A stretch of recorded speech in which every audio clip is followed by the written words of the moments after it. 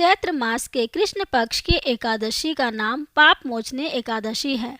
उसके व्रत के प्रभाव से मनुष्यों के अनेक पाप नष्ट हो जाते हैं।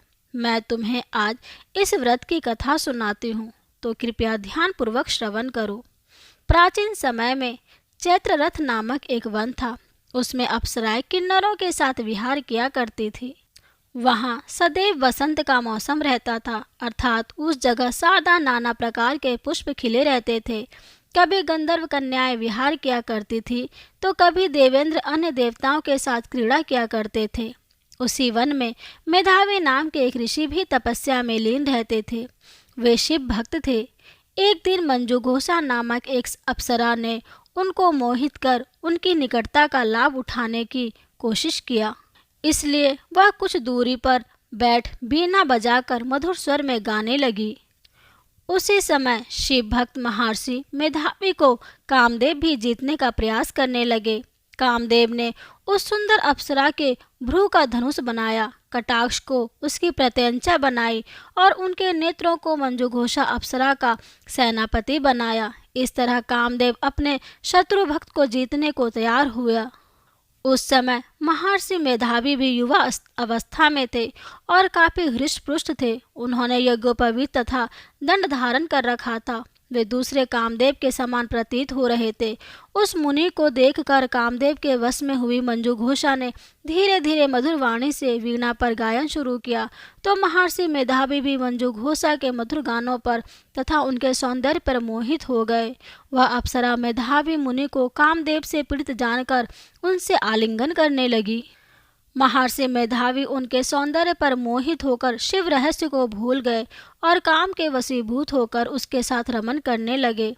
काम के वशीभूत होने के कारण मुनि को उस समय दिन रात का कुछ भी ज्ञान ना रहा और काफी समय तक वे रमन करते रहे। तदुपरांत मंजुघोषा उस मुनि से बोली, हे ऋषिवर, अब मुझे बहुत समय हो गया है, अतः स्वर्ग जाने की आज्ञा दीजिए। अप्सरा की बात सुनकर ऋषि ने कहा, हे मेधावी, हे मोहिनी, संध्या को तो आई हो, प्रातःकाल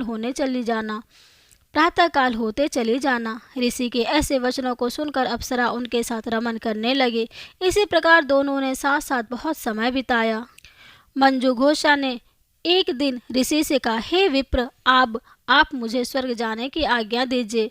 मुनि ने इस बार भी वही कहा, हे रूपसी, अभी ज्यादा समय व्यतीत नहीं हुआ है, कुछ समय और ठहरो। मुनि की बात सुन अप्सरा ने कहा, हे ऋषिवर, आपकी रात तो बहुत लंबी है, आप स्वयं ही सोचिए कि मुझे आपके पास आए हुए कितना समय हो गया है। अब और ज्यादा समय तक ठहरना क्या उचित है? अप्सरा की बात सुन मुनि को समय का बोध हुआ और वह गंभीरता पूर्वक विचार करने लगे। जब उन्हें समय का ज्ञान हुआ कि उन्हें रमन करते 57 वर्ष व्यतीत हो चुके हैं, तो उस अप्सरा को वह काल का रूप समझने लगी। इतना ज्यादा भोग विलास में व्यर्थ चला जाने पर उन्हें बड़ा क्रोध आया।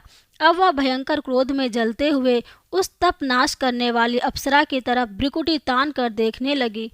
क्रोध में उनके अधर कांपने लगे और इंद्रियां बेकाबू होने लगी। क्रोध से थरथराते स्वयं में मुनि ने उस अप्सरा से कहा, क्रोध से थरथराते स्वर में मुनि ने उस अप्सरा से कहा, मेरे तप को नष्ट करने वाले दुष्ट, तू महापापनी और बहुत ही दुराचारनी है, तुझ पर धिक्कार है, अब तू मेरे श्राप से पिशाचनी बन जाएगी।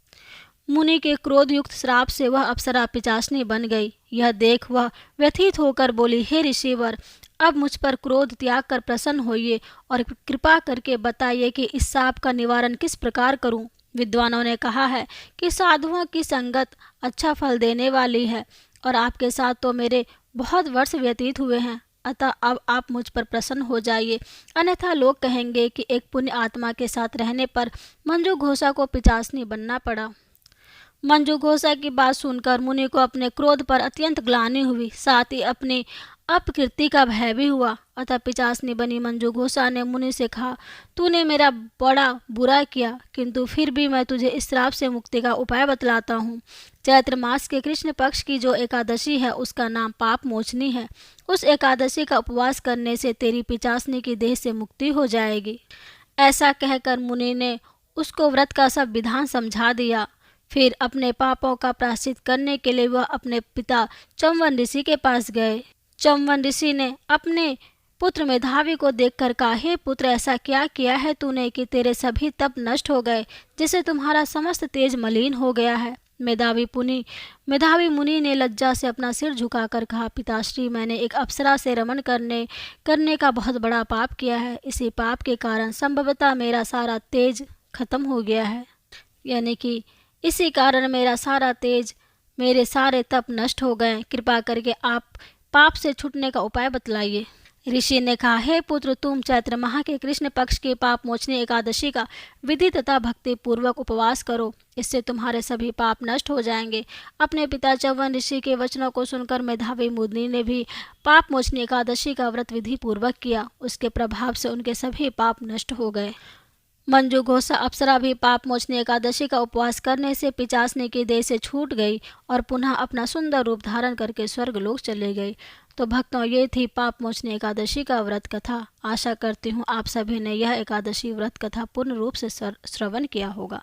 फिर मिलते हैं नए वीडियो में, तब तक के लिए हरे कृष्णा हरे राम हर हर महादेव।